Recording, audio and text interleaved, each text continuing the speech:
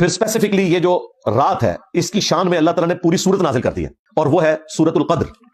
قدر عربی زبان میں کہتے ہی تقدیر کو ہے، ڈیسٹنی کی رات جس میں تقدیر کے فیصلے ہوتے ہیں۔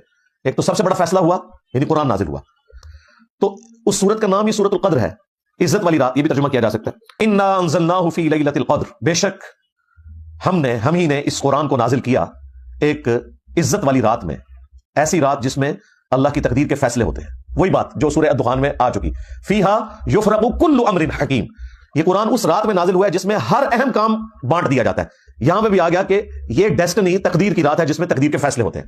اللہ کے علم میں تو پہلے سے ہے، فرشتوں کے سپرد ہوتے ہیں۔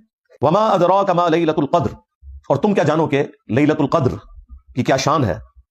لیلۃ القدر خیر من الف شہر، یہ تو وہ رات ہے لیلۃ القدر جو 1000 مہینوں سے افضل ہے، یعنی اس رات میں عبادت کرنا 1000 مہینوں، آلموسٹ 90 سال کے قریب بنتا ہے یہ عرصہ، اس سے افضل ہے۔ تنزل الملائکۃ والروح فیہا باذن ربہم من کل امر، اس رات میں فرشتے نازل ہوتے ہیں اور روح قدس یعنی جبرائیل علیہ السلام بھی اس رات میں نازل ہوتے ہیں اپنے رب کی اجازت سے، ہر طرح کا کام لے کر جو اللہ تعالیٰ ان کے سپرد کرتا ہے۔ سلام، یہ رات سلامتی کی ہے، ہی حتی مطلع الفجر، اور یہ سلامتی رہتی ہے یہاں تک کہ فجر طلوع ہو جائے، یعنی ختم سحری جہاں ہو جاتی ہے اور فجر کا وقت سٹارٹ ہوتا ہے، اس وقت تک یہ پوری کی پوری رات اللہ تعالیٰ کے فیصلے کی ایک اہم ترین رات ہے۔